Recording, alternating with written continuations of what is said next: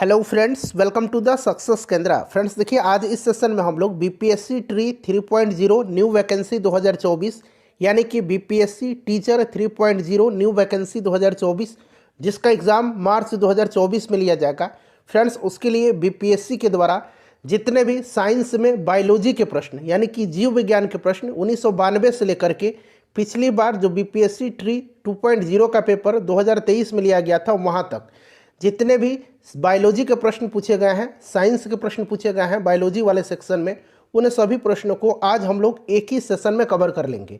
और इसी प्रकार से मैंने आपको हिस्ट्री और बिहार हिस्ट्री को कवर कराया हुआ था। मॉडर्न हिस्ट्री बीपीएससी ट्री 3.0 के लिए मॉडर्न हिस्ट्री मैराथन क्लास कराया हुआ है मैंने। साथ ही साथ बीपीएससी ट्री 3.0 के लिए बिहार स्पेशल बिहार हिस्ट्री को भी मैंने कवर कराया हुआ है। अगर आपने उनको नहीं देखा है तो ज़रूर देखिएगा, लिंक आपको डिस्क्रिप्शन बॉक्स में आपको मिल जाएगा। और देखिए, बीपीएससी ट्री में जो है 3.0 जो पेपर होगा ये सारे प्रश्न बीपीएससी प्रीवियस ईयर से ही रिपीट करता है। तो अगर आप प्रीवियस ईयर को देख लेते हैं तो आपकी बेहतरीन तैयारी हो जाएगी। चलिए सेशन स्टार्ट करते हैं फ्रेंड्स। एक बार सभी लोग जल्दी से सेशन को लाइक कर दीजिए और इसका लिंक फटाफट किसी भी एक ग्रुप में शेयर कर दीजिए। फ्रेंड्स जैसे मैंने आपको बताया है कि आज इस सेशन में हम लोग बीपीएससी ट्री 3.0 यानी कि बीपीएससी टीचर 3.0 वैकेंसी 2024 के लिए बीपीएससी के द्वारा 1992 से लेकर के अब तक यानी कि जो पिछली बार बीपीएससी ट्री 2.0 लिया गया था वहाँ तक साइंस वाले सेक्शन में बायोलॉजी के जितने भी प्रश्न पूछे गए हैं उनको आज हम लोग एक ही सेशन में कवर कर लेंगे। यहाँ पर आप देख सकते हैं फ्रेंड्स, प्रत्येक प्रश्न के नीचे यहाँ पर आपको लिखा मिल जाएगा कि यह प्रश्न जो है किस वर्ष बीपीएससी में पूछा गया है। देखिए, यह प्रश्न जो है बीपीएससी ट्री 2.0 2023 में प्रश्न पूछा गया है। जो लोग पेपर दिए होंगे उनको पता भी होगा कि यह प्रश्न पूछा गया था। देखिए, प्रश्न है कि मृत जीवों के अपघटक हैं। अगर आप आंसर पहले से जानते हैं तो आंसर कमेंट करते चलिएगा, आपका रिवीजन होते चलेगा। देखिए, अगर हम अपघटक की बात करते हैं तो अपघटक एक ऐसा जीव है जो मृत जीवों के अवशेष जैसे कार्बनिक पदार्थों को विघटित या तोड़ देता है और वे अपशिष्ट या मृत जीवों से ऊर्जा का उपयोग करते हैं और पोषक तत्वों को मिट्टी या पानी में और कार्बन डाइऑक्साइड को वायु में वापस करके चक्र पूरा करते हैं। ठीक है ना। अगर हम बात करें तो अपघटक विषमपोषी होते हैं, जिसका अर्थ होता है कि वे अपनी ऊर्जा कार्बनिक पदार्थों के अंतर्ग्रहण से प्राप्त करते हैं। अपघटक को कार्बनिक पदार्थों को तोड़ने के लिए आंतरिक रूप से पचाने की आवश्यकता नहीं होती है, बल्कि वे जैव रासायनिक प्रतिक्रियाओं के माध्यम से पदार्थ को तोड़ सकते हैं। मूल रूप से 4 प्रकार के अपघटक होते हैं, अर्थात कवक, कीड़े, केंचुए और बैक्टीरिया। तो यहाँ पर देखिए जीवाणु और कवक हो जाएगा, ऊपर में से एक से अधिक राइट आंसर हो जाएगा। जो भी मैं एक्सप्लेन करूँगा उसको ध्यानपूर्वक सुनिएगा, वैसे आपका रिविजन होते चलेगा। चलिए, और इससे पहले इसी तरह मैंने आपको बीपीएससी ट्री 3.0 के लिए मॉडर्न हिस्ट्री का मैराथन क्लास कराया हुआ 3 घंटे का क्लास है, उसको देख लीजिएगा। बीपीएससी घटना चक्र से ही बीपीएससी ट्री में प्रश्न पूछा जा रहा है जो बीपीएससी पहले पूछ चुका है। तो आप एटलीस्ट प्रीवियस ईयर के क्वेश्चन पेपर को जरूर करके जाइएगा। देखिए, ऑर्निथोलॉजी अध्ययन है, बताइए राइट आंसर क्या हो जाएगा। ऑर्निथोलॉजी अध्ययन है तो देखिए फ्रेंड्स, पक्षियों का अध्ययन जो होता है ये ऑर्निथोलॉजी कहलाता है। क्लियर ना। अच्छा, हड्डियों का अध्ययन क्या कहलाता है? हड्डियों का अध्ययन है, इसको भी यहाँ पर मैं लिख देता हूँ, हड्डियों का अध्ययन ऑस्टियोलॉजी कहलाता है। अगर पूछ लिया जाए हड्डियों का अध्ययन क्या कहलाता है तो ऑस्टियोलॉजी याद रखिएगा। चलिए, उसके बाद नेक्स्ट क्वेश्चन कर लेंगे कि जल परागित पुष्पों में परागकण होते हैं। जल परागित पुष्पों में परागकण होते हैं। अच्छा, यहाँ पर ध्यान दीजिएगा। देखिए, परागन की प्रक्रिया होती कहाँ पर है तो पुष्प में होती है। इस चीज़ को ध्यान रखिएगा, प्रश्न बन सकता है। और दो प्रकार के होते हैं परागन, एक स्वपरागन होता है और एक पर परागन होता है। पर परागन के अंतर्गत जल से, वायु से और कीट से जो है परागन की प्रक्रिया होती है। देखिए, जल से जो परागन होता है, जल के द्वारा जो परागन होता है उसको हाइड्रोफिली कहा जाता है। क्या कहा जाता है? जल के द्वारा जो परागन होता है उसको हाइड्रोफिली कहा जाता है। हो सकता है प्रश्न पूछ लिया जाए। उसके बाद वायु के द्वारा जो परागन होता है उसको एनेमोफिली कहा जाता है, उसको एनेमोफिली कहा जाता है, वायु के द्वारा जो परागन होता है।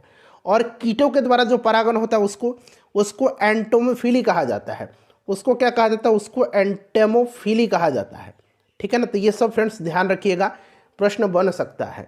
जल परागित पुष्पों में परागकण होते हैं, सूखे परागकण होते हैं। ऑप्शन सी राइट आंसर इसका हो जाएगा। चलिए, जो भी मैं आंसर बता रहा हूँ बीपीएससी के द्वारा जो आंसर दिया गया है वही मैं आपको बता रहा हूँ। देखिए कौन सी ग्रंथि दोनों अंतःस्रावी एवं बहिस्रावी रूप से कार्य करती है, यानी कि दोनों प्रकार के अंतःस्रावी और बहिस्रावी। तो यहाँ पर देखिएगा अंतःस्रावी और बहिस्रावी के रूप में जो कार्य करती है फ्रेंड्स, यह ग्रंथि अग्नाशय है। अग्नाशय, अच्छा मानव शरीर की सबसे बड़ी ग्रंथि अगर पूछा जाए तो लीवर है, याद रखिएगा। और मानव शरीर की सबसे बड़ी अंतःस्रावी अगर ग्रंथि पूछ दिया जाए तो मानव शरीर की सबसे बड़ी अंतःस्रावी ग्रंथि जो है ये थायराइड है। इसे भी आप साथ साथ ध्यान रखिएगा। चलिए, बीपीएससी ट्री 3.0 के लिए मॉडर्न हिस्ट्री का मैराथन क्लास जो मैंने कराया हुआ उसको मिस मत करिएगा, देखिएगा। और फ्रेंड्स आपसे निवेदन करता हूं कि प्लीज़ सेशन को लाइक करें और ज़्यादा से ज़्यादा इसका जो है इसको शेयर करिए किसी भी ग्रुप में। जीवाश्म ईंधन किस प्रकार के संसाधनों के उदाहरण हैं? अच्छा, जीवाश्म ईंधन के बारे में आप जान लीजिए। जीवाश्म ईंधन के अगर उदाहरण आपसे पूछा जाए तो देखिए पेट्रोलियम उत्पाद, कोयला, प्राकृतिक गैस, ये सभी जीवाश्म ईंधन होता है। अब आप पकड़ लीजिएगा जीवाश्म ईंधन किस प्रकार के संसाधन है, तो ये नॉन रिन्यूएबल हैं, यानी कि गैर नवीकरणीय है। ऑप्शन सी राइट आंसर हो जाएगा। चलिए यहाँ पर देख सकते हैं ये सभी बीपीएससी ट्री 2.0 2023 में प्रश्न पूछा गया है साइंस का। प्रीवियस ईयर साइंस क्वेश्चन है यह। अदरक एक भूमिगत तना और जड़ नहीं है, क्योंकि ये ऑलरेडी बीपीएससी कई बार इस प्रश्न को पूछ चुका है। तो क्योंकि इसमें नोड और इंटरनोड होते हैं, इसमें गांठ और पर्व होते हैं। ऑप्शन बी राइट आंसर हो जाएगा। देखिए प्रकाश संश्लेषण के अध्ययन से संबंधित वनस्पति विज्ञान की शाखा है, बताइए राइट आंसर क्या होगा। तो देखिए प्रकाश संश्लेषण के अध्ययन से संबंधित वनस्पति विज्ञान की शाखा पादप कार्यकी है। ऑप्शन नंबर यहाँ पर सी राइट आंसर हो जाएगा इसका। चलिए, एक पीढ़ी से दूसरी पीढ़ी में वंशागति के अध्ययन को क्या कहते हैं? तो उसको अनुवांशिकी कहा जाता है। और अनुवांशिकी का जनक किसको कहा जाता है? ग्रेगर जॉन मेंडल को कहा जाता है। ध्यान रखिएगा, मटर के पौधे पर इन्होंने अपना प्रयोग किया था।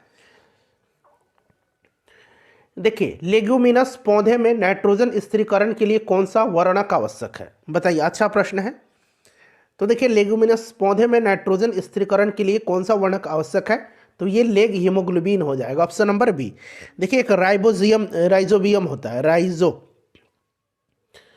राइजोबियम जीवाणु, यहाँ पर ध्यान दे दीजिएगा। देखिए राइजोबियम जीवाणु फलीदार पौधों द्वारा नाइट्रोजन स्थिरीकरण के लिए जिम्मेदार होता है।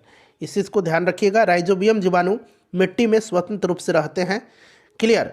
चलिए, फलीदार पौधे के जड़ों में पूछा जाए तो कौन सा जीवाणु? राइजोबियम। उसके बाद देखिए वह एंजाइम जो हमारे मुंह में भोजन के साथ मिलता है, बताइएगा राइट आंसर क्या हो जाएगा? मुंह में भोजन के साथ। तो देखिए लार में ये एमाइलेज नामक एंजाइम पाया जाता है, यही इसका राइट आंसर हो जाएगा। अच्छा, भोजन का पाचन मुख से ही प्रारंभ हो जाता है, इस चीज को ध्यान रखिएगा। देखिए वह जानवर जो मुख्यतः मांस खाता है निम्नलिखित में से क्या कहलाता है? जो मुख्यतः मांस खाता है वो क्या कहलाता है? तो फ्रेंड्स ये कहलाता है आपका, क्या कहलाता है? कार्निवोर कहलाता है, मांस खाने वाला। अच्छा यहाँ पर देखिए ओमनिवोर यानी कि सर्वाहारी, ऐसे जानवर जो अपने आहार में मतलब वनस्पति और मांस दोनों शामिल करते हैं। और हार्बीवोर यानी कि ये शाकाहारी है। देखिए एरोबिक श्वसन के दौरान कितने पदों में कार्बन डाइऑक्साइड का निष्पादन होता है? एरोबिक श्वसन में कार्बन डाइऑक्साइड का जो है कितने पदों में निष्पादन होता है? तो फ्रेंड्स ये 3 पदों में। देखिए एरोबिक श्वसन के दौरान 3 बार कार्बन डाइऑक्साइड निकलता है। एक बार पाइरूट के ऑक्सीडेटिव डीकार्बोलाइजेशन के दौरान और 2 बार क्रेब्स या साइट्रिक एसिड चक्र के दौरान। तो इस तरह से 3 बार होता है। ऑप्शन सी राइट आंसर हो जाएगा। देखिए मानव गुर्दे में निस्यंदन इकाइयों को कहा जाता है। तो गुर्दे की जो इकाई है ये नेफ्रॉन है, ठीक है ना। नेफ्रॉन यहाँ पर दिया गया है, याद रखिएगा, ठीक है ना। तंत्रिका तंत्र का न्यूरॉन होता है, इसे भी आप साथ साथ ध्यान रखिएगा। चलिए देखिए अगला प्रश्न पूछा गया है, थोड़ा सा जूम कर देता हूं ताकि आपको दिखाई दे। देखिए टैकीकार्डिया में हृदय की गति हो जाती है। टैकीकार्डिया जो होता है इसमें हृदय की गति बढ़ जाती है, ठीक है ना, तो तेज हो जाती है। ऑप्शन नंबर यहाँ पर सी राइट आंसर हो जाएगा। चलिए उसके बाद देखिएगा कि मायोपिया वह बीमारी है, मायोपिया यानी कि निकट दृष्टि दोष, और एक हाइपरमेट्रोपिया है जिसको कि दीर्घ दृष्टि दोष कहा जाता है। ये नाम ध्यान रखना है। मायोपिया वह बीमारी है जिसमें व्यक्ति देख नहीं पाता है। तो निकट दृष्टि दोष में क्या होता है? दूर की वस्तुएं स्पष्ट रूप से दिखाई होती है, ठीक है ना। दूर की वस्तुएं स्पष्ट रूप से क्या होती है, दिखाई देती है। पास की वस्तुएं स्पष्ट रूप से दिखाई नहीं देती है। तो यहाँ पर देखिए व्यक्ति देख नहीं पाता है, मायोपिया निकट दृष्टि दोष। पास तथा दूर की वस्तु, ये भी मेरे ख्याल से नहीं होगा, पास की वस्तुओं को स्पष्ट रूप से नहीं देख पाता है, ठीक है ना। ऑप्शन बी हो जाएगा इसका राइट आंसर। और देखिए मायोपिया जो होता है ना, मायोपिया में यानी कि निकट दृष्टि दोष में किस लेंस का, अवतल लेंस का इस्तेमाल किया जाता है, और दीर्घ दृष्टि दोष में उत्तल लेंस का इस्तेमाल किया जाता है, ठीक है ना। चलिए उसके बाद नेक्स्ट क्वेश्चन है हमारा कि अनुवांशिकता शब्द मुख्य रूप से किसे संदर्भित करता है। अनुवांशिकता शब्द मुख्य रूप से किसको, अनुवांशिकी को संदर्भित करता है, ठीक है ना। अनुवांशिकता का जनक मेंडल को कहा जाता है। देखिए एक ट्रैकोमा रोग है जो संबंधित किससे है, तो ट्रैकोमा रोग जो है ये आंख से संबंधित बीमारी है, आंख से ट्रैकोमा, ठीक है ना। चलिए उसके बाद देखिएगा कि मानव गुर्दे की कोशिका में लिंग सूत्रों की संख्या होती है। तो फ्रेंड्स ये होती है एक जोड़ी, एक जोड़ा। यहाँ पर ऑप्शन ए राइट आंसर हो जाएगा। इसी प्रकार से मैं आपको फिजिक्स और केमिस्ट्री भी कवर करवा दूंगा, साथ ही साथ पॉलिटी भी करवा दूंगा, ज्योग्राफी भी करवा दूंगा। चलिए आहार नली की दीवारों के संकुचन और विस्तार की गति कहलाती है। तो फ्रेंड्स ये क्या कहलाती है, ये क्रमाकुंचन कहलाती है। क्रमाकुंचन यहाँ पर करेक्ट आंसर इसका हो जाएगा। चलिए उसके बाद देखिए मस्तिष्क के कौन से भाग रक्तचाप को नियंत्रित करता है। तो फ्रेंड्स ये पोन्स, मेडुला और सेरिबेलम जो है यह रक्तचाप को नियंत्रित करता है। अगला प्रश्न देखिएगा कि निम्नलिखित कथनों पर विचार करें और यहाँ से आपको उपरोक्त में से कौन सा कथन सही है ये चुन करके बताना है।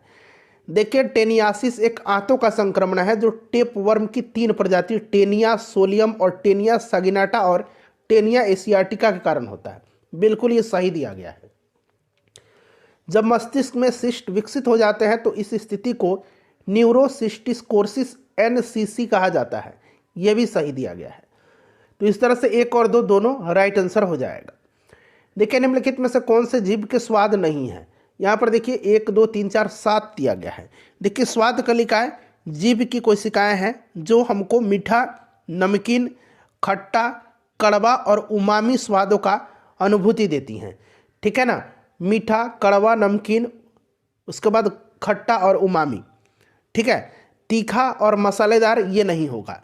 यानी कि 4 और 7 आपका राइट आंसर हो जाएगा। ऑप्शन में देखिए 4 और 7 ऑप्शन सी में दिया गया है। ये पिछले बार 69वीं बीपीएससी में पूछा गया था। यहाँ पर देखिए कौन सा जो है जोड़ा सही सुमेलित है, कौन सा जोड़ा सही सुमेलित है। तो यहाँ पर देखिएगा ये जो एनोरेक्सिया जो है यह नींद संबंधी विकार नहीं है। एनोरेक्सिया यह एक प्रकार का ईटिंग डिसऑर्डर है, ईटिंग डिसऑर्डर एक प्रकार का ईटिंग डिसऑर्डर है, ठीक है ना।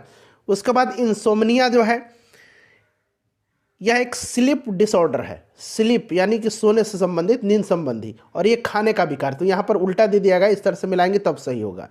डिस्पेनिया जो है यह एक प्रकार का शॉर्टनेस ऑफ ब्रेथ है, यानी कि सांस की तकलीफ, ये सही है। और एनोसिमिया जो है यह लॉस या फिर कहिए पार्शियल या फुल लॉस ऑफ स्मेल है, यानी कि गंध की आंशिक या पूर्ण हानि। तो इस तरह से 3 और 4 सही है, ये दोनों गलत दिया गया है। तो ऑप्शन में देखिए राइट आंसर 3 और ऑप्शन 4 हो जाएगा, ऑप्शन सी हो जाएगा 3 और 4। देखिए डीएनए का डबल हेलिक्स संरचना की खोज किसके द्वारा किया गया था। डीएनए के डबल हेलिक्स संरचना की खोज जो है वाटसन और क्रिक ने किया था, जेम्स वाटसन और फ्रांसिस क्रिक ने। और इसके लिए इन लोगों को 1943 में जो है नोबेल पुरस्कार भी दिया गया था, डबल हेलिक्स स्ट्रक्चर की खोज के लिए। उसके बाद देखिए कोविड टीकाएं प्रतिरक्षी प्रतिक्रिया को कैसे उत्तेजित करती है। कोविड का जो टीका है यहाँ पर 2 ऑप्शन दिख रहा है, थोड़ा बड़ा बड़ा है, ये थोड़ा छोटा करता हूँ।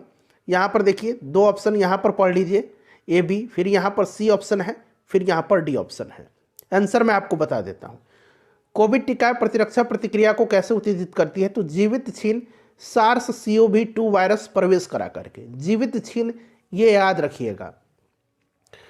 देखिए वेक्टर टीके प्रतिरोधक शक्ति प्रदान करने के लिए कैसे काम करते हैं। तो वेक्टर टीका वायरस को किसी भिन्न वायरस के संशोधित संस्करण में रख करके, ठीक है ना। चलिए उसके बाद ये वाला प्रश्न जो है mRNA, इसका फुल फॉर्म पूछा गया था, mRNA। ठीक है, तो RNA का तो आपको पता है राइबोन्यूक्लिक एसिड होता है, राइबोन्यूक्लिक एसिड सब में दिया गया है। M का मतलब यहाँ पर मैसेंजर राइबोन्यूक्लिक एसिड होता है, mRNA का मतलब होता है मैसेंजर राइबोन्यूक्लिक एसिड, यानी कि ऑप्शन नंबर यहाँ पर देख सकते हैं सी जो होगा, ये जो होगा राइट आंसर हो जाएगा messenger ribonucleic acid. Friends please share जरूर करिएगा, सेशन को लाइक कर दीजिए। आगत और निर्गत तंत्रिकाएं मिलती हैं, आगत और निर्गत तंत्रिकाएं जो है यह मिलती है केंद्रीय तंत्रिका तंत्र में। कहाँ पर? केंद्रीय तंत्रिका तंत्र में। चलिए उसके बाद देखिए फ्रेंड्स, आगे प्रश्न तक दी ओरिजिन ऑफ स्पीसीज किसने लिखी है? अगर आप आंसर जानते हैं तो आंसर कमेंट में देकर के बताते चलेंगे। देखिए friends, the origin of species पुस्तक चार्ल्स डार्विन के द्वारा लिखी गई है। चार्ल्स डार्विन इंग्लैंड के प्रसिद्ध जैव विकासविद थे। इनके द्वारा प्रस्तुत विकासवाद को डार्विनवाद या प्राकृतिक वर्णवाद, थ्योरी ऑफ नेचुरल सेलेक्शन कहते हैं। करेक्ट आंसर इसका ऑप्शन नंबर डी हो जाएगा, डार्विन। फ्रेंड्स देखिए, इस वीडियो को बनाने में 4 से 5 घंटे का मेरा इंपॉर्टेंट समय लगा है। सो फ्रेंड्स प्लीज़ वीडियो को लाइक ज़रूर करिएगा, आपका एक लाइक मुझे बहुत ही मोटिवेट करता है। चलिए नेक्स्ट क्वेश्चन कर लेंगे कि मानव तंत्र में इंसुलिन किसका चयापचय यानी कि मेटाबॉलिज्म नियंत्रित करता है? देखिए, इंसुलिन अग्नाशय से स्रावित होता है। यह एक हार्मोन है और यह एक प्रोटीन भी है, इसे भी आप ध्यान रखेंगे, जो ग्लूकोज समस्थापन के नियमन में मुख्य भूमिका निभाता है। इंसुलिन लक्ष्य कोशिकाओं में ग्लूकोज से ग्लाइकोजन बनने की प्रक्रिया को भी प्रेरित करता है। ग्लूकोज कार्बोहाइड्रेट का एक स्वरूप है। करेक्ट आंसर इसका क्या हो जाएगा? ऑप्शन नंबर बी हो जाएगा, कार्बोहाइड्रेट। क्लियर है? चलिए नेक्स्ट, चलिए निम्नलिखित में से कौन सा इनमें से एक एंटीबायोटिक है? बताएंगे राइट आंसर इसका क्या हो जाएगा। तो देखिए, इनमें से जो एंटीबायोटिक है फ्रेंड्स, वो आपका पेनिसिलिन है और सल्फाडाइजिन है। तो यहाँ पर देखिएगा पेनिसिलिन है और सल्फाडाइजिन है, तो एक से अधिक यानी कि ऑप्शन नंबर ई जो होगा उपरोक्त में से एक से अधिक इसका करेक्ट आंसर हो जाएगा।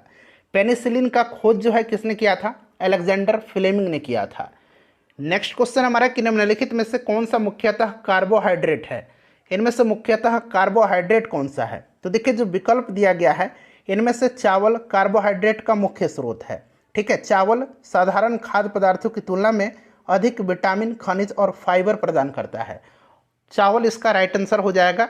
इसमें मुख्यतः कार्बोहाइड्रेट होता है अन्य की तुलना में। नेक्स्ट क्वेश्चन कर लेंगे कि कीट संवर्धन क्या है? कीट संवर्धन क्या है? देखिए, जो एडुटेरिया का नया बिहार स्पेशल वाला बुक आया हुआ है इस वर्ष 2023 में, हम लोग उसको भी कवर कर रहे हैं। तो बिहार स्पेशल आपका बहुत ही बढ़िया तरीके से वहाँ से कवर हो जाएगा। उन सभी वीडियोज़ को आप जरूर देखिएगा 69th बीपीएससी पीटी एग्जाम 2023 के लिए। तो देखिए, कीटों की वृद्धि करने का विज्ञान इसका राइट आंसर हो जाएगा। ठीक है, कीटों के वृद्धि करने का विज्ञान। चलिए नेक्स्ट क्वेश्चन कर लेंगे। अगला प्रश्न है कि जेनेटिक्स निम्न में से किसका अध्ययन है? जेनेटिक्स निम्न में से किसका अध्ययन है? तो जेनेटिक्स जीव विज्ञान की वह शाखा है जिसके अंतर्गत जीवधारियों में जीनों, अनुवांशिकता और विचरण का अध्ययन किया जाता है। करेक्ट आंसर अनुवांशिकता और विचरण हो जाएगा। नेक्स्ट क्वेश्चन है कि गर्भ में भ्रूण के विकास को जानने के लिए निम्नलिखित किरणों या तरंगों में से किसका उपयोग किया जाता है? गर्भ में भ्रूण के विकास को जानने के लिए निम्नलिखित तरंगों में से किसका उपयोग किया जाता है? बताएंगे राइट आंसर क्या हो जाएगा। तो करेक्ट आंसर इसका पराध्वनि तरंगे हो जाएगा, option number C right answer हो जाएगा। चलिए नेक्स्ट क्वेश्चन है हमारा कि निम्नलिखित में से कौन सा एक सच्चा फल यानी कि ट्रू फ्रूट नहीं है? सच्चा फल नहीं है, बताएंगे राइट आंसर इसका क्या हो जाएगा। देखिए, जब फल के निर्माण में अंडाशय के अलावा कुछ अन्य भाग भी शामिल हों तो ऐसे फल को असत्य फल यानी कि फॉल्स फ्रूट कहते हैं। ठीक है, तो ये सच्चा फल नहीं, यानी कि इनमें से असत्य फल फॉल्स फ्रूट कौन सा है? तो मैंने अभी आपको बता दिया कि जब फल के निर्माण में अंडाशय यानी कि ओवरी के अलावा कुछ अन्य भाग भी शामिल हों तो ऐसे फल को असत्य फल यानी कि फॉल्स फ्रूट कहते हैं। सेब, काजू, नाशपाती ये असत्य फल के उदाहरण हैं। तो यहाँ पर देखिएगा सेब दिया गया है। चलिए नेक्स्ट क्वेश्चन है हमारा, देखिए 66 बीपीएससी प्री 2020 में यह प्रश्न पूछा गया है।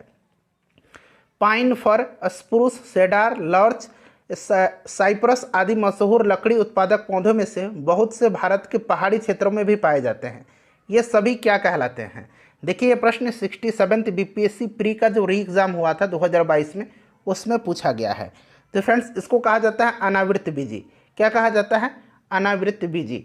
ठीक है, चलिए नेक्स्ट क्वेश्चन करेंगे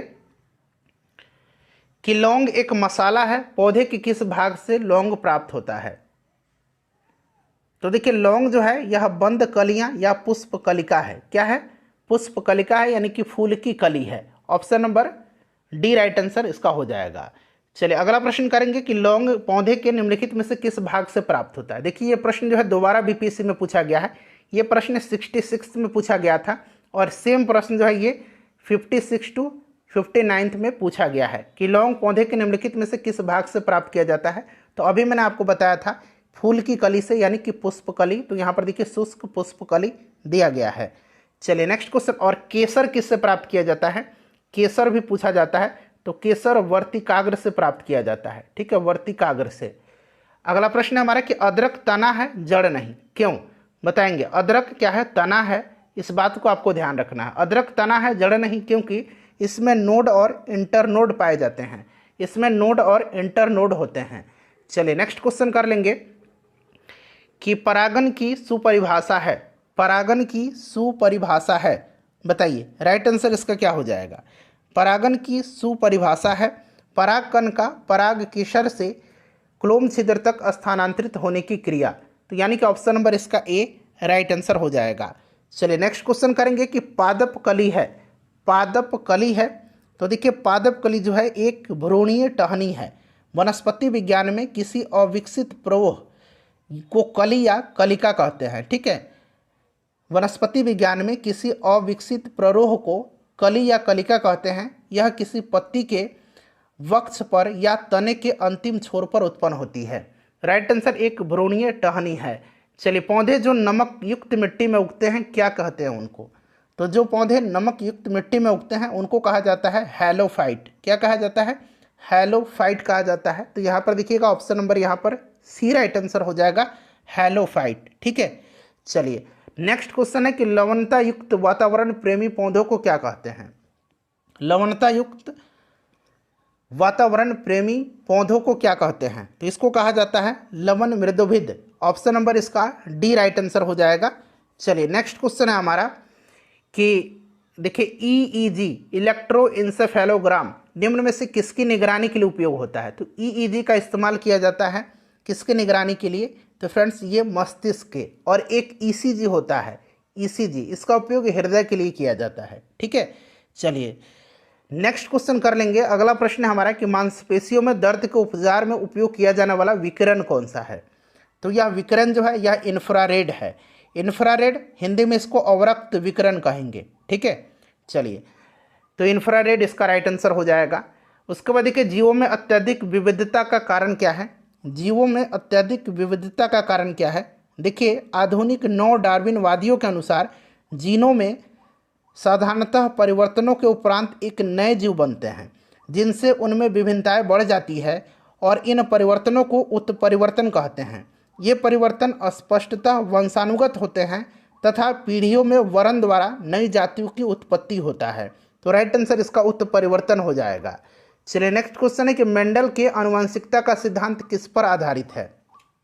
मेंडल के आनुवंशिकता का सिद्धांत किस पर आधारित है? बताएंगे।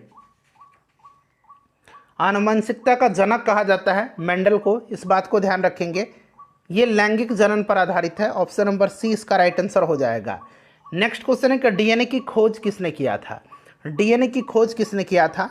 तो देखिए डीएनए की पहचान सर्वप्रथम वर्ष 1869 में किसने किया था? फ्रेडरिक मिस्चर ने किया था। फ्रेडरिक मिस्चर राइट आंसर हो जाएगा इसका, जो कोई ऑप्शन में नहीं दिया गया है। ऑप्शन नंबर ई राइट आंसर होगा, उपरोक्त में से कोई नहीं। देखिए जेम्स वाटसन और फ्रांसिस क्रिक जो हैं इन्होंने एक्सरे विश्लेषण के द्वारा 1953 में डीएनए का कुंडलीकार विन्यास प्रस्तुत किया था। ध्यान रखेंगे आप। ठीक है, चलिए नेक्स्ट क्वेश्चन कर लेंगे कि जीव कोशिकाओं में आनुवांशिक लक्षणों के नियंत्रण में निम्नलिखित में से कौन सा उत्तरदायी है? इसमें से कौन सा उत्तरदायी है?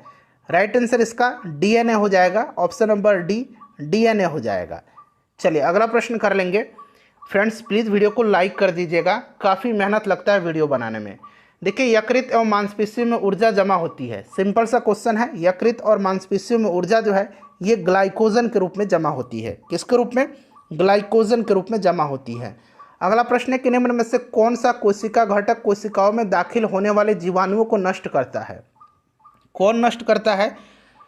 राइट आंसर इसका लाइसोसोम हो जाएगा। लाइसोसोम को क्या कहा जाता है? कोशिका की आत्महत्या की थैली कहा जाता है। ठीक है, चलिए नेक्स्ट क्वेश्चन है कि शरीर में लौह की कमी होने से क्या होता है? लोहे की कमी से होने से क्या होता है? तो फ्रेंड्स ये रक्त अल्पता होता है। ऑप्शन नंबर इसका ए राइट आंसर हो जाएगा। अगला प्रश्न है कि मानव शरीर का सामान्य तापमान कितना होता है? मानव शरीर का सामान्य तापमान कितना होता है? चलिए बताएंगे। अगर डिग्री सेल्सियस में पूछेगा तो लगभग ये 36.9 डिग्री सेल्सियस यानी कि 37 डिग्री सेंटीग्रेड हम कह सकते हैं। ठीक है, यहाँ पर देखिए फ़ारेनहाइट में पूछा गया है। फ़ारेनहाइट में 98.6 डिग्री फ़ारेनहाइट हो जाएगा। ठीक है, और केल्विन में पूछेगा तो 310 केल्विन, इसे भी आप ध्यान रखेंगे। इनमें से कौन सी ग्रंथि को मानव शरीर की तीसरी आंख कहा जाता है? मानव शरीर की तीसरी आंख कहा जाता है। तो तीसरी आंख इसमें से पीनियल ग्रंथि को कहा जाता है। पीनियल ग्रंथि को कहा जाता है। चलिए उसके बाद देखिएगा कि कंकाल के वे हिस्से जो हड्डियों की तरह सख्त नहीं होते हैं और मोड़े जा सकते हैं। देखिए ये प्रश्न जो है 68 बीपीएससी पीटी 2023 जो 12 फरवरी 2023 को ही लिया गया था उसमें पूछा गया है। उसको कार्टिलेज कहते हैं, उपास्थि कहते हैं। ठीक है, जैसे कान की हड्डी है, इसको आप जो है सख्त नहीं होते हैं, इसको आसानी से आप मोड़ के देख लीजिए, ये उपास्थि हैं।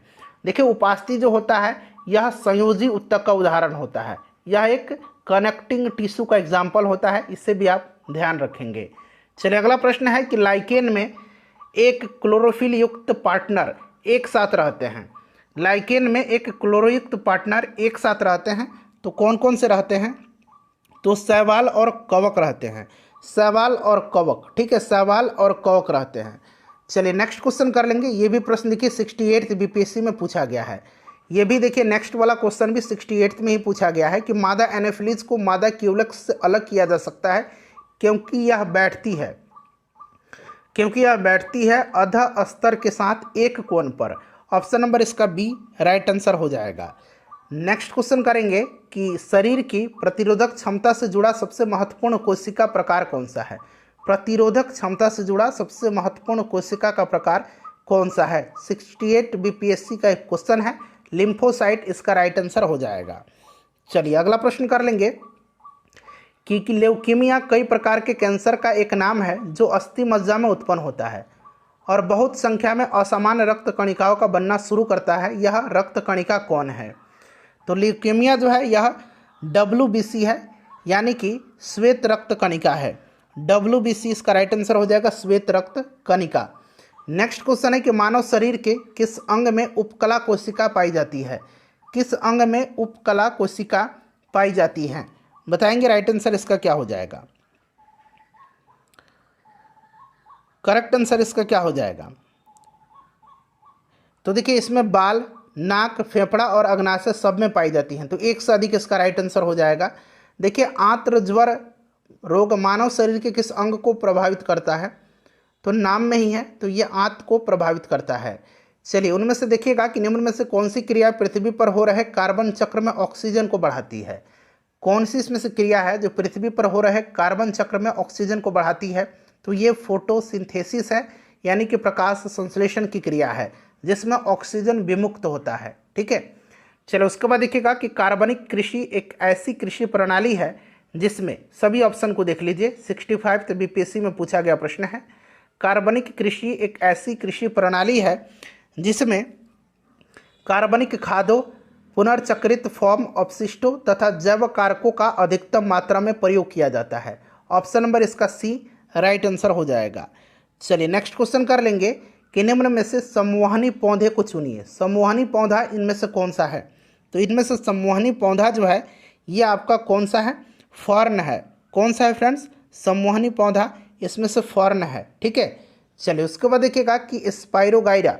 देखिए स्पाइरोगाइरा निम्नलिखित शैवालों में से किसका एक उदाहरण है?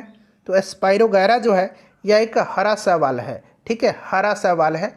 चलिए नेक्स्ट है हमारा कि निम्नलिखित में से शैवाल का एक उदाहरण है। शैवाल का इसमें से एक उदाहरण जो है ये डायटम है। कौन सा है? डायटम है। अगला प्रश्न है कि निम्नलिखित में से कौन सा प्राणी जगत का सबसे बड़ा संघ है। प्राणी जगत का सबसे बड़ा संघ जो है ये कौन सा है, तो ऑर्थ्रोपोडा है। ऑर्थ्रोपोडा राइट आंसर इसका हो जाएगा। ठीक है, इसमें जो है तिलचट्टा, केकड़ा ये सब आता है। नेक्स्ट क्वेश्चन हमारा कि निम्न में से जैविक उर्वरक का सही उदाहरण कौन सा है। जैविक उर्वरक का सही उदाहरण इसमें से कौन सा है, तो माइकोरिजल फंगी ब्लू ग्रीन शैवाल, ये जो है हरित शैवाल हैं। ठीक है, तो 1 और 2 इसका राइट आंसर हो जाएगा। नेक्स्ट क्वेश्चन है हमारा कि निम्न में से किस पौधे ने, और देखिए फ्रेंड्स मैं आपको बता दूं कि हम लोग दृष्टि आईएएस का 69th बीपीएससी का जो टेस्ट है हम लोगों ने 5 टेस्ट कवर किया हुआ है। साथ ही साथ एडुटेरिया का भी प्रैक्टिस सेट हमने कवर किया हुआ है, सभी वीडियोज़ को जरूर देख लीजिएगा। चलिए, निम्नलिखित में से किस पौधे ने खाद्य सामग्री संग्रह करने के लिए अपने स्टेम को संशोधित किया है, तो यह कौन सा पौधा है, यह अदरक है। अदरक है। अदरक क्या है, एक तना है, मैंने अभी बताया था, क्योंकि इसमें नोड और इंटरनोड होते हैं। चलिए, अगला प्रश्न है हमारा कि मानव शरीर में होता है, मानव शरीर में जो है लगभग 70% वाटर होता है, लगभग 70% जो है पानी होता है। मानव स्वास्थ्य पर ओजोन अवक्षय के क्या प्रभाव हो सकते हैं। ओजोन अवक्षय के प्रभाव जो है ये सनबर्न हो सकता है, यानी कि धूप से जलना, मोतियाबिंद भी हो सकता है, त्वचा का कैंसर भी हो सकता है और त्वचा का मुरझाना भी हो सकता है। तो सभी हो सकता है, यानी कि 1, 2, 3, 4 इसका राइट आंसर हो जाएगा। उसके बाद देखिएगा कि करकुमा लौंगा कौन से मसाले का वैज्ञानिक नाम है। करकुमा लौंगा जो है ये हल्दी का वैज्ञानिक नाम है। नेक्स्ट है कि वयस्क मानव की हाथों और पैरों की हड्डियों की संख्या मानव शरीर की सभी हड्डियों की संख्या की लगभग कितना प्रतिशत होती है, तो ये लगभग 50% होता है। हाथ और पैर की जो हड्डी हैं ये पूरे शरीर की हड्डी का लगभग 50% हैं। नेक्स्ट क्वेश्चन है कि पेलेग्रा निम्नलिखित में से किस विटामिन की कमी के कारण होता है। पेलेग्रा जो होता है यह विटामिन B3 के कारण होता है, B3 की कमी के कारण होता है, इसे आप जरूर ध्यान रखेंगे। उसके बाद देखिएगा कि कोबालामिन निम्नलिखित में से किस विटामिन का वैज्ञानिक नाम है, तो साइनोकोबालामिन आपने पढ़ा हुआ है, विटामिन B12 का रासायनिक नाम है। विटामिन B12 में कोबाल्ट पाया जाता है। नेक्स्ट क्वेश्चन हमारा कि निम्नलिखित में से कौन सा विटामिन प्रतिस्कंदन विषों के प्रतिविष प्रतिकारक के रूप में प्रयोग किया जाता है। ठीक है, प्रतिस्कंदक विषों के एंटीडोट के रूप में किसका प्रयोग किया जाता है, तो फ्रेंड्स यह विटामिन के है। इस विटामिन को, यानी कि विटामिन के को जो है एंटी हेमोरेजिक फैक्टर कहा जाता है। ठीक है, और इसकी कमी से व्यक्ति का ऑपरेशन आसानी से नहीं किया जा सकता है, क्योंकि रुधिर रक्त अधिक बह जाने का खतरा होता है। तो राइट आंसर इसका ऑप्शन नंबर यहाँ पर देखेंगे डी हो जाएगा, विटामिन के। नेक्स्ट क्वेश्चन हमारा कि निम्नलिखित में से किस विटामिन को ऑर्गोकैल्सिफेरॉल कहते हैं। देखिए, ऑर्गोकैल्सिफेरॉल किसको कहा जाता है। अच्छा, कैल्सिफेरॉल तो आपको पता है कि विटामिन डी को कहा जाता है, लेकिन ऑर्गोकैल्सिफेरॉल जो है यह कहा जाता है विटामिन D2 को। और एक कोलीकैल्सिफेरॉल होता है, कोलीकैल्सिफेरॉल, यहाँ पर मैं लिख देता हूँ कोली, और बाकी देखिए यहाँ कैल्सिफेरॉल तो लिखा ही गया है। ठीक है, तो कोलीकैल्सिफेरॉल कहा जाता है विटामिन D3 को। Option number A right answer हो जाएगा, ऑर्गोकैल्सिफेरॉल विटामिन D2 को और कोलीकैल्सिफेरॉल विटामिन D3 को कहा जाता है। चलिए, अगला प्रश्न है कि मानव शरीर में विटामिन ए भंडारित होता है, आपको पता है लीवर में। कहाँ पर, लीवर में होता है विटामिन ए। विटामिन ए का रासायनिक नाम रेटिनॉल होता है। ठीक है, और इसकी कमी से रतौंधी होती है। क्लियर, और इस विटामिन को संक्रमण रोधी विटामिन भी कहा जाता है, विटामिन ए को। चलिए, विटामिन ए कहाँ भंडारित होता है, तो यकृत में, लीवर में। उसके बाद देखिएगा कि निम्नलिखित में से कौन सा युग्म सही सुमेलित नहीं है। सही सुमेलित नहीं पूछा गया है। यहाँ पर देखेंगे रेटिनॉल विटामिन ए को कहा जाता है, इसकी कमी से रतौंधी जीरोप्लाथेलमिया होता है। टोकोफेरॉल कहा जाता है विटामिन ई को, विटामिन ई की कमी से जनन क्षमता में कमी होती है। बेरी बेरी गलत दिया गया है, बेरी बेरी विटामिन बी की कमी से होता है, या विटामिन B1 कहिए। ठीक है, चलिए, उसके बाद देखिए साइनोकोबालामिन रक्त अल्पता, बिल्कुल सही है, साइनोकोबालामिन B12 को कहा जाता है। और ऑर्गोकैल्सिफेरॉल अभी मैंने आपको बताया कि यह विटामिन D2 को कहा जाता है। ठीक है, तो रिकेट्स ये भी सही दिया गया है। पूछा गया है कि कौन सा सुमेलित नहीं है, तो ऑप्शन नंबर बी इसका राइट आंसर हो जाएगा। चलिए, नेक्स्ट क्वेश्चन है हमारा कि निम्नलिखित में से किस युग्म को में सही सुमेल नहीं है। यहाँ बना लीजिएगा सही सुमेल नहीं है, तो इसमें से देखिए सही सुमेल जो नहीं है वो आपसे पूछा गया है। तो सारे के सारे सही सुमेल है इसमें से। विटामिन B1 में थोड़ा बहुत, इसमें संतरा में भी विटामिन B1 पाया जाता है। कॉड लिवर ऑयल जो है इसमें विटामिन डी में पाया जाता है। विटामिन ई, गेहूं के अंकुर तेल में विटामिन ई पाया जाता है। अल्फा अल्फा में विटामिन के पाया जाता है। तो सारे ये सुमेलित दिए गए हैं, इनमें से कोई नहीं राइट आंसर इसका हो जाएगा। अगला प्रश्न है कि जिस विटामिन में कोबाल्ट होता है, अभी मैंने बताया था साइनोकोबालामिन, विटामिन B12 इसका राइट आंसर हो जाएगा। नेक्स्ट क्वेश्चन है कि एक स्वस्थ वयस्क मनुष्य में रक्त का कुल परिमाप होता है। रक्त का कुल परिमाप जो होता है यह कितना होता है? तो शरीर के कुल भार का लगभग 7 से 8% होता है। ठीक है, तो 5 से 6 लीटर जो है इसका राइट आंसर हो जाएगा। चलिए नेक्स्ट क्वेश्चन हमारा कि निम्नलिखित में से कौन सा एक एंटीबायोटिक नहीं है? इनमें से कौन सा एक एंटीबायोटिक नहीं है, बताएंगे इसका राइट आंसर क्या हो जाएगा। इसमें से कौन सा एक एंटीबायोटिक नहीं है? तो ऑक्सीटोसिन एंटीबायोटिक नहीं है, यह एक प्रकार का हार्मोन है। ठीक है, चलिए नेक्स्ट क्वेश्चन हमारा कि हेपेटाइटिस बी विषाणु का उद्भवन काल होता है, हेपेटाइटिस बी वायरस का, तो फ्रेंड्स ये होता है 30 से लेकर के 180 दिन तक। नेक्स्ट क्वेश्चन है हमारा कि निश्वसन के समय डायफ्राम हो जाता है, निश्वसन, ठीक है, उसके समय डायफ्राम जो होता है ये गुंबदाकार हो जाता है। कैसा हो जाता है? गुंबदाकार हो जाता है। अगला प्रश्न कि निम्नलिखित में से कौन सी एक गैस वातावरण प्रदूषक मानी जाती है? वातावरण प्रदूषक जो मानी जाती है ये SO2 है, यानी कि सल्फर डाइऑक्साइड गैस है। नेक्स्ट क्वेश्चन हमारा कि निम्नलिखित में से किसका प्रयोग मच्छरों के जैविक नियंत्रण के लिए किया जाता है?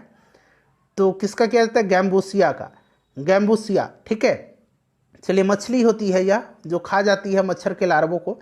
हीमोग्लोबिन का कार्य क्या है?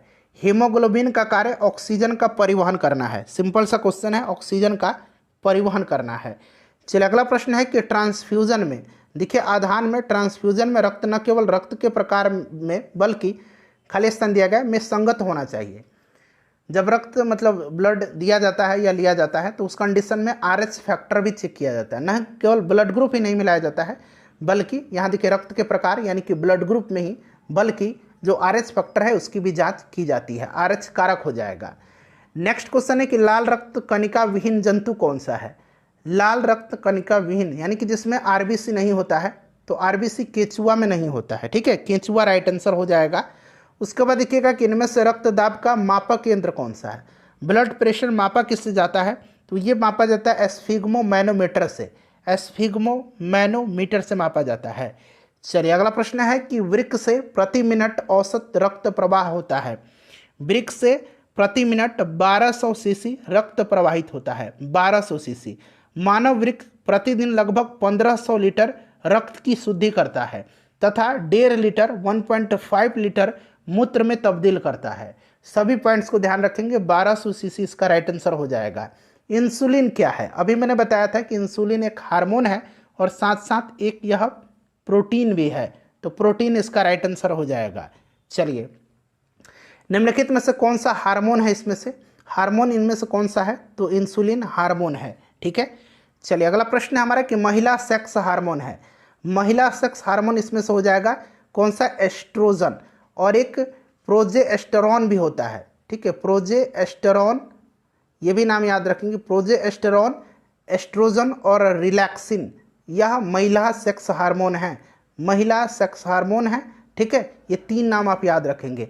एक टेस्टोस्टेरोन होता है, टेस्टोस्टेरोन, यह पुरुष सेक्स हार्मोन होता है टेस्टोस्टेरोन। चलिए तो राइट आंसर इसका एस्ट्रोजन हो जाएगा। नेक्स्ट क्वेश्चन है कि निम्नलिखित में से कौन सा हार्मोन स्तन ग्रंथियों से दुग्ध का स्राव होने में भूमिका निभाता है? तो यह हार्मोन जो है इसका नाम ऑक्सीटोसिन हार्मोन है। ठीक है, ऑक्सीटोसिन हार्मोन याद रखेंगे। चलिए नेक्स्ट क्वेश्चन कर लेंगे, ऑक्सीटोसिन हार्मोन करेक्ट आंसर हो जाएगा। नेक्स्ट क्वेश्चन, अच्छा लव हार्मोन किसको कहा जाता है? लव हार्मोन किसको कहा जाता है? जरा आप मुझे कमेंट करके बताइएगा। ठीक है, चलिए उसके बाद देखिए निम्नलिखित में से किस हार्मोन में आयोडीन मिली होती है? आयोडीन किस में मिली होती है? तो थायरॉक्सिन में आयोडीन मिली होती है। ठीक है, थायरॉक्सिन, ठीक है, थायराइड ग्रंथि के द्वारा यह स्रावित होता है। चलिए तो ये आपका थायरॉक्सिन हो जाएगा। नेक्स्ट है कि पीयूष यानी कि पिट्यूटरी ग्रंथि स्थित होती है। पिट्यूटरी ग्लैंड को मास्टर ग्लैंड यानी कि मास्टर ग्रंथि भी कहा जाता है। यह कहाँ होती है? तो मस्तिष्क में। अगला प्रश्न कि एंटीबायोटिक दवा का उदाहरण इसमें से कौन सा है? एंटीबायोटिक दवा का उदाहरण इसमें से कौन सा है? तो इसमें से देखिए कौन सा हो जाएगा फ्रेंड्स एंटीबायोटिक दवा का उदाहरण? तो इनमें से पेनिसिलिन है।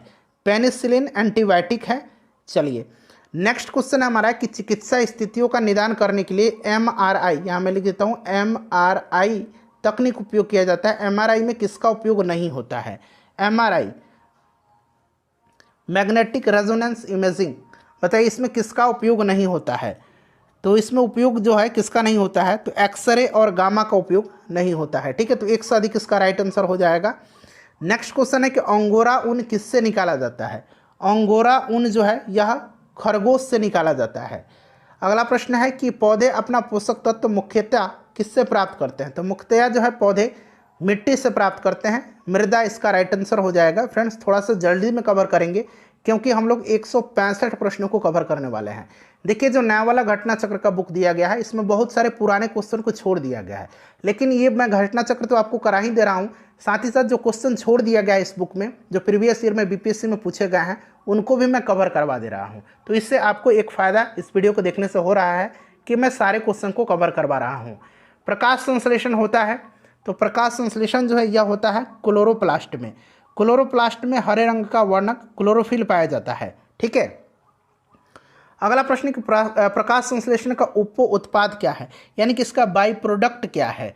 तो इसका उप उत्पाद जो है यह ऑक्सीजन हो जाएगा। ठीक है, ऑक्सीजन इसका राइट आंसर हो जाएगा। इसका उप उत्पाद ऑक्सीजन है, बाई प्रोडक्ट इसका ऑक्सीजन है। ठीक है, चलिए अगला प्रश्न है कि सौर ऊर्जा एटीपी में बदलती है। सौर ऊर्जा एटीपी में बदलती है, राइट आंसर इसका क्लोरोप्लास्ट हो जाएगा। क्लोरोप्लास्ट में सौर ऊर्जा एटीपी में बदलती है। क्लोरोप्लास्ट एक पादप कोशिकांग है जिसमें पर्णहरित या क्लोरोफिल नामक एक प्रोटीन युक्त जटिल रासायनिक यौगिक पाया जाता है। यह वर्णक जो है क्लोरोफिल पत्तों के हरे रंग को प्रदान करता है। तो क्लोरोप्लास्ट राइट आंसर हो जाएगा। कोशिका का शक्ति स्रोत होता है, बताइएगा। पावर हाउस कहा जाता है माइटोकॉन्ड्रिया को। कोशिका का पावर हाउस माइटोकॉन्ड्रिया को, कोशिका के प्रोटीन फैक्ट्री राइबोसोम को कहा जाता है। नेक्स्ट क्वेश्चन है कि भ्रूण किस में मिलता है? भ्रूण किस में मिलता है? देखिए पौधे में भ्रूण बीज में मिलता है। अंकुरण प्रक्रिया के फलस्वरूप भ्रूण बीज से बाहर आता है, तो बीज इसका राइट आंसर हो जाएगा। अगला प्रश्न के निम्नलिखित में से कौन प्रतिजैविक औषधि है? प्रतिजैविक औषधि इसमें से कौन सा है? चलिए बताएंगे इसमें से प्रतिजैविक औषधि जो है यह कौन सी है। तो यहाँ पर देखेंगे यहाँ पर देखिए क्लोराम्फेनिल। ठीक है, यह एक प्रतिजैविक है जिसका उपयोग बैक्टीरियल इन्फेक्शन के उपचार में किया जाता है। साथ ही साथ देखिए सल्फागुआनिडिन जो है यह भी एक प्रकार का एंटीबायोटिक ही है, प्रतिजैविक ही है। तो इसीलिए इसका विकल्प एक से अधिक हो जाएगा। क्लियर। नेक्स्ट क्वेश्चन है कि मनुष्य में अल्फा टॉक्सिन खाद्य विषाक्तता द्वारा सामान्यतः कौन सा अंग प्रभावित होता है? कौन सा अंग प्रभावित होता है? बताएंगे राइट आंसर इसका लीवर होता है। लीवर होता है। ठीक है, लीवर होता है, राइट आंसर इसका यकृत हो जाएगा। उसके बाद देखिए मनुष्य के शरीर के किस अंग में लिम्फोसाइट्स का निर्माण होता है? लिम्फोसाइट्स का निर्माण जो है यह कहाँ होता है? तो अस्थि मज्जा में भी होता है और स्प्लीन में भी होता है, यानी कि प्लीहा में भी होता है, तिल्ली में और अस्थि मज्जा दोनों में होता है। तो एक से अधिक इसका राइट आंसर हो जाएगा। ठीक है, चलिए नेक्स्ट क्वेश्चन करेंगे कि ऑन्कोजिन संबंधित है, तो यह कैंसर से संबंधित है, यानी कि कर्क रोग से। तो ऑप्शन नंबर सी इसका राइट आंसर हो जाएगा, कर्क रोग से। ठीक है, चलिए उसके बाद देखिएगा कि एंजाइम लाइपेज का स्रोत है। एंजाइम लाइपेज का जो स्रोत है ये कौन सा है? बताइए राइट आंसर इसका क्या हो जाएगा? एंजाइम लाइपेज का जो स्रोत है यह क्या है? तो लाइपेज का जो स्रोत है फ्रेंड्स यह आपका हो जाएगा अग्नाशय। ठीक है, चलिए उसके बाद देखिए निम्नलिखित में से कौन सा रक्त के संचलन में मदद करता है? रक्त के संचलन में मदद कौन करता है? देखिए ये मदद करता है एरिथ्रोसाइट, यानी कि आरबीसी। ठीक है, आरबीसी को एरिथ्रोसाइट भी कहा जाता है। तो ऑप्शन नंबर सी इसका राइट आंसर हो जाएगा। निम्नलिखित में से कौन सा क्लोरोफिल का घटक नहीं है? क्लोरोफिल का घटक जो है इसमें से कौन सा नहीं है? तो मैग्नीशियम है, कार्बन भी है, हाइड्रोजन भी है, कैल्शियम नहीं है। अगला प्रश्न हमारा है कि बीसीजी वैक्सीन का इस्तेमाल किसकी रोकथाम के लिए किया जाता है? बीसीजी का टीका दिया जाता है टीबी के उपचार में, यानी कि क्षय रोग के। नेक्स्ट क्वेश्चन है कि रक्त कैंसर ल्यूकेमिया के रोकथाम में प्रयोग किया जाने वाला रेडियो समस्थानिक कौन सा है? तो ये रेडियो समस्थानिक जो है जो रक्त कैंसर की रोकथाम में प्रयोग किया जाता है ये फास्फोरस 32 और कोबाल्ट 16 है। तो कोबाल्ट 60 और फास्फोरस 32, एक से अधिक राइट आंसर हो जाएगा। देखिए, तीव्रता एवं प्रयुक्तता के आधार पर निम्नलिखित में से कौन सा कर्क रोग उत्पन्न कर सकता है तथा उसके उपचार भी करता है? तो ये कौन सा है? आयनीय विकिरण है, जो कि कर्क रोग यानी कि कैंसर पैदा भी कर सकता है और कैंसर का उपचार भी कर सकता है। नेक्स्ट क्वेश्चन है कि सहज प्रणाली का परिवर्धन निम्नलिखित में से कौन सा है? सहज प्रणाली का प्रवर्धन जो है इसमें से कौन सा है? तो ये प्रणाली की स्वपोषी क्रिया है, प्रणाली की स्वपोषी प्रक्रिया। ठीक है, चलिए, तो ऑप्शन नंबर यहाँ पर देखिए सी हो जाएगा। नेक्स्ट क्वेश्चन है कि शरीर का तापक्रम नियंत्रित करता है, शरीर का तापमान नियंत्रित कौन करता है? तो फ्रेंड्स यह करता है हाइपोथैलेमस। कौन करता है? हाइपोथैलेमस करता है। अगला प्रश्न है हमारा कि शरीर का तापमान नियंत्रित करता है। देखिए, फिर से ये प्रश्न जो है 64th में भी पूछा गया है और 65th में भी पूछा गया है। ठीक है, चलिए अगला प्रश्न है कि डीएनए को किसने अंतः पात्र में बनाया? डीएनए को अंतः पात्र में बनाया था आर्थर कोर्नबर्ग ने। ठीक है, option number A right answer हो जाएगा। डीएनए की खोज फ्रेडरिक मिस्सर ने किया था। ठीक है, और डीएनए की द्विकुंडलित संरचना वाटसन और क्रिक ने दिया था। नेक्स्ट क्वेश्चन है कि पार्किंसन बीमारी के उपचार के विकास के लिए किसको नोबेल पुरस्कार दिया गया था? पार्किंसन बीमारी के उपचार के विकास के लिए स्वीडिश न्यूरोसाइंटिस्ट आर्विड कार्लसन को जो है नोबेल पुरस्कार सन 2000 में दिया गया था। ठीक है, 2000 में। नेक्स्ट क्वेश्चन है हमारा कि कौन सा दिन डायबिटीज दिवस मधुमेह दिवस के रूप में मनाया जाता है? तो ये 14 नवंबर है। नेक्स्ट है कि सबसे छोटा जीव जो स्वयं विकास एवं प्रजनन करने में समर्थ है वह कौन सा है? तो फ्रेंड्स यह माइकोप्लाज्मा है। माइकोप्लाज्मा राइट आंसर इसका हो जाएगा। अधिकतर एंजाइम होते हैं, तो अधिकतर एंजाइम प्रोटीन होते हैं। क्या होते हैं? प्रोटीन होते हैं। अगला प्रश्न कि निम्नलिखित में से किसकी कोशिका में कोई एंजाइम नहीं होता है? किसकी कोशिका में कोई एंजाइम नहीं होता है? तो ये वायरस की कोशिका में कोई भी एंजाइम नहीं होता है, विषाणु हो जाएगा राइट आंसर। देखिए, बिल तथा मेलिंडा गेट्स फाउंडेशन द्वारा स्थापित भारत के लिए कार्यक्रम आह्वान किसके प्रतिरोध के लिए कार्यरत है? तो ये HIV के लिए, एड्स के लिए। ठीक है, और ये आह्वान की शुरुआत वर्ष 2003 में हुई थी। ठीक है, नेक्स्ट क्वेश्चन कर लेंगे कि डॉक्टरी मृत्यु की घोषणा होती है जब नाड़ी गति बंद हो गई हो। बिल्कुल सही है। हृदय गति रुक गई हो, ये भी सही है। और आँख की पुतलियाँ स्थिर और फैल गई हो तथा प्रकाश पड़ने पर कोई प्रतिक्रिया न हो। तो ये तीनों सही है। तो ऊपर सभी तीनों एक साथ मौजूद हों, ऑप्शन नंबर डी हो जाएगा। नेक्स्ट क्वेश्चन है कि सर्वप्रथम मानव हृदय प्रत्यारोपण हुआ था, तो ये दक्षिण अफ्रीका में हुआ था। डॉक्टर क्रिश्चियन बर्नार्ड को जो है ये कहा जाता है हृदय प्रतिरोपण का जो इनको जनक कहा जाता है। ठीक है, चलिए क्रिश्चियन बर्नार्ड याद रखेंगे। जीवाणु की खोज किसने किया था? जीवाणु की खोज किया था किसने? तो लीवेनहॉक ने किया था। लीवेनहॉक राइट आंसर हो जाएगा। चलिए उसके बाद देखिएगा नेक्स्ट क्वेश्चन है, और विषाणु का खोज किसने किया था? इवानोस्की ने किया था। विषाणु का खोज इवानोस्की ने किया था। ठीक है, किस वैज्ञानिक चिकित्सक ने पहली बार टीकाकरण की शुरुआत किया था? टीकाकरण की शुरुआत एडवर्ड जेनर ने किया था। एडवर्ड जेनर को प्रतिरक्षा प्रणाली का जनक कहा जाता है। चेचक की टीके की खोज एडवर्ड जेनर ने ही किया था। नेक्स्ट क्वेश्चन है कि बायोडिग्रेडेबल अपशिष्ट को आमतौर पर जिसकी मदद से उपयोगी पदार्थ में बदला जाता है वह है, तो वह क्या है फ्रेंड्स? बैक्टीरिया है। नेक्स्ट है हमारा कि कणीय तत्व क्या है? कणीय तत्व क्या है यानी कि पार्टिकुलेट मैटर क्या है? तो फ्रेंड्स पार्टिकुलेट मैटर जो है यह एक वायु प्रदूषक है। वायु प्रदूषक राइट आंसर हो जाएगा। नेक्स्ट है कि संवहनी पौधे में पानी ऊपर किससे जाता है? संवहनी पौधे में पानी ऊपर जाता है किससे? जाइलम टिश्यू से, जाइलम टिश्यू से। और भोज्य पदार्थ फ्लोएम टिश्यू से। नेक्स्ट क्वेश्चन है कि सेल्सियस स्केल पर मानव शरीर का सामान्य तापमान मैंने अभी आपको बताया था 36.9 डिग्री सेंटीग्रेड यानी कि लगभग 37 डिग्री सेंटीग्रेड होता है। सर्वदाता वर्ग के रक्तदाता का रक्त ग्रुप होता है सर्वदाता है यानी कि यूनिवर्सल डोनर है, तो ये ब्लड ग्रुप O हो जाएगा। ठीक है, यूनिवर्सल रेसिपिटर ब्लड ग्रुप AB है, सर्वग्राहिता।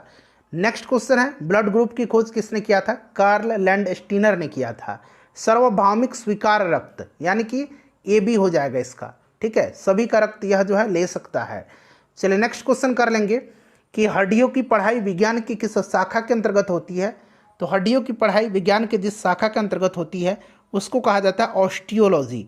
ऑस्टियोलॉजी राइट आंसर हो जाएगा, ठीक है, ऑस्टियोलॉजी। और यहाँ देखिएगा सेरोलॉजी दिया गया है। सेरोलॉजी जो है इसके अंतर्गत रुधिर सीरम का वैज्ञानिक अध्ययन किया जाता है। ओरोलॉजी जो दिया गया है, ओरोलॉजी इसके अंतर्गत पर्वतों का अध्ययन किया जाता है, ठीक है। जियोलॉजी के अंतर्गत पृथ्वी की आंतरिक संरचना तथा उसमें पाए जाने वाले पदार्थों का अध्ययन जियोलॉजी के अंतर्गत किया जाता है। मानव शरीर में निम्नलिखित में से कौन सी ग्रंथि यहाँ पर दिखेगा कि जोड़े के रूप में मौजूद रहती है, यहाँ जोड़े बना लीजिए। तो करेक्ट आंसर इसका क्या हो जाएगा बताएंगे? करेक्ट आंसर इसका क्या हो जाएगा? तो फ्रेंड्स यह आपका हो जाएगा कौन सी ग्रंथि? अधिवृक्क ग्रंथि, ठीक है, अधिवृक्क ग्रंथि हो जाएगा। नेक्स्ट क्वेश्चन हमारे कशेरुक रज्जु में कितनी जोड़ी तंत्रिकाएं निकलती हैं? तो फ्रेंड्स यह 31 जोड़ी तंत्रिकाएं निकलती हैं। देखिए मनुष्य के जीवन काल में कितने दांत 2 बार विकसित होते हैं? तो ये दांत जो 2 बार विकसित होते हैं, टोटल 32 दांत हैं। मनुष्य के जीवन काल में 20 दांत 2 बार विकसित होते हैं, 20 दांत 2 बार विकसित होते हैं और 12 दांत केवल एक ही बार पैदा होते हैं। उसके बाद देखिए मनुष्य के खोपड़ी में कितनी अस्थियाँ होती हैं? तो 28 हो जाएगा। अगला प्रश्न कि मनुष्य के शरीर की पैर की हड्डी होती है, तो पैर की हड्डी जो होती है ये खोखली होती है, खोखली होती है, ठीक है। चलिए नेक्स्ट क्वेश्चन है हमारा कि 20 वर्ष की आयु में मानव शरीर में हड्डियों की संख्या कितनी होती है लगभग? तो 20 वर्ष में आदमी वयस्क हो जाता है और वयस्क व्यक्ति में 206 हड्डी पाई जाती है, तो उपरोक्त में से कोई नहीं। उसके बाद देखिए कौन सा मनुष्य में अवशेषी अंग नहीं है? अवशेषी अंग नहीं है, अवशेषी अंग बताइएगा। अवशेषी अंग एक ऐसा अंग है जो क्रियाविहीन प्रतीत होता है पर इसके पूर्वज के क्रियाशील अंग के समजात दर्शाया जाता है।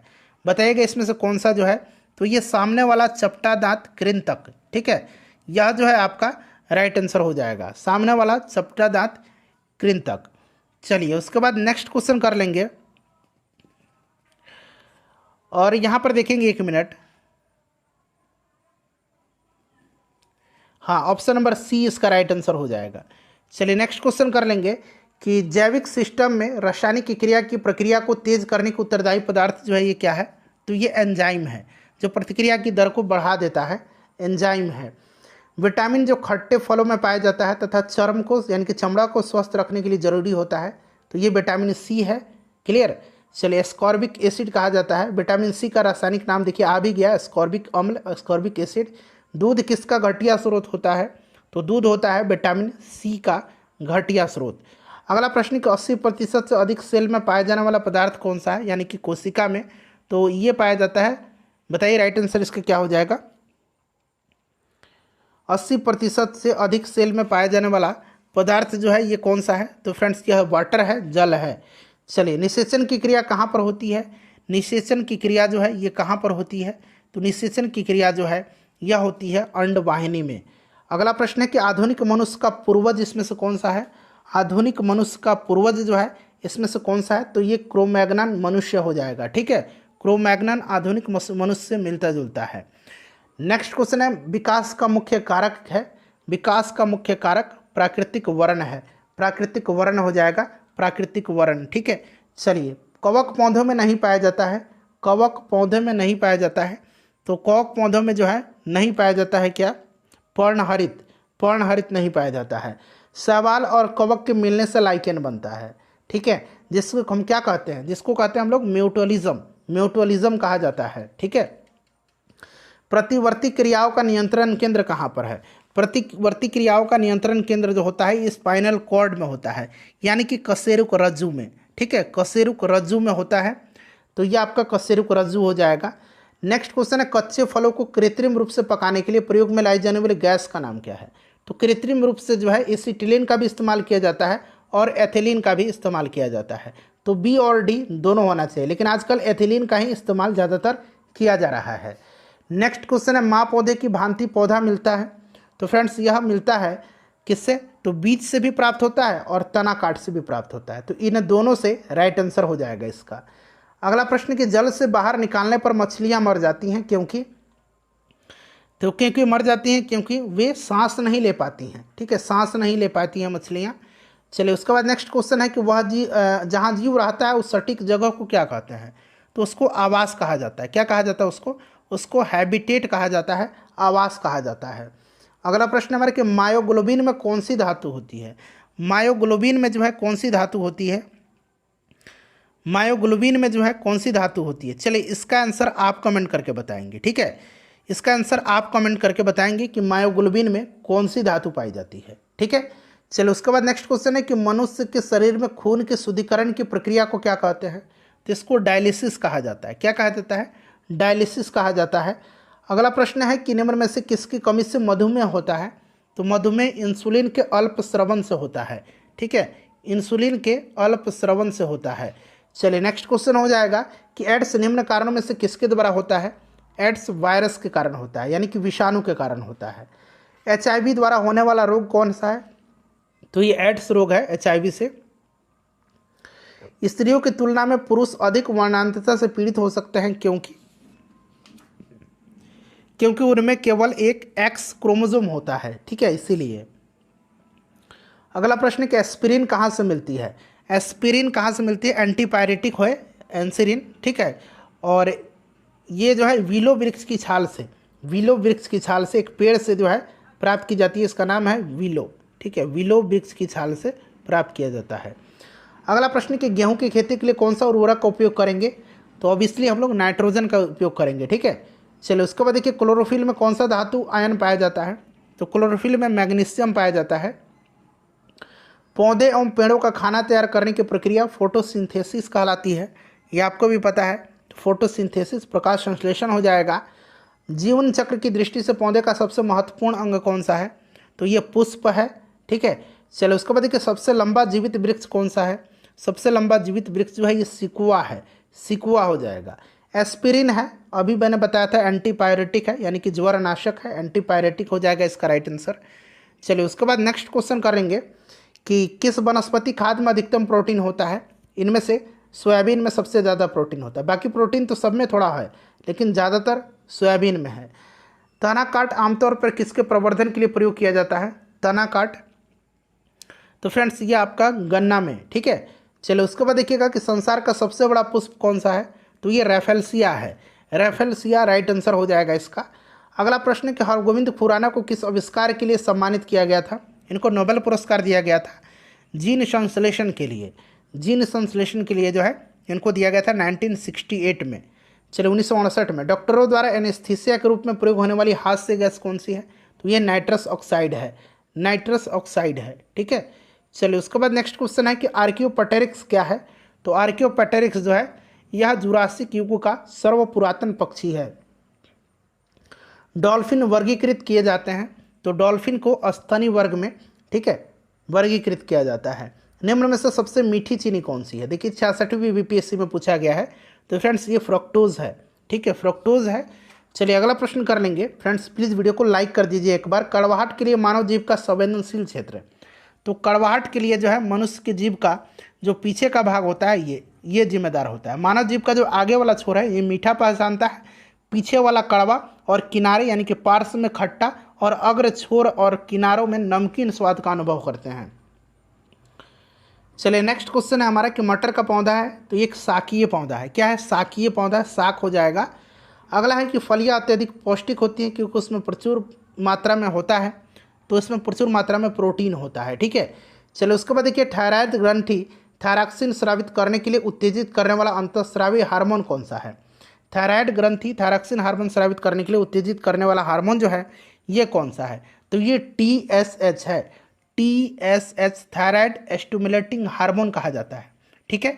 चलिए, और ये स्रावित कहाँ से होता है? तो यह पीयूष ग्रंथि से, इसका निर्माण पीयूष ग्रंथि में होता है, ठीक है। चलिए नेक्स्ट क्वेश्चन करेंगे कि थायराइड ग्रंथि की खराबी किसकी कमी के कारण होती है? थायराइड ग्रंथि की खराबी किसकी कमी के कारण होती है? तो फ्रेंड्स यह होती है आयोडीन के, ठीक है। चलिए आखिरी क्वेश्चन है, इसका आंसर आप कमेंट करके बताएंगे कि जब हम बकरी या भेड़ का मांस खाते हैं तब हम कौन से उपभोक्ता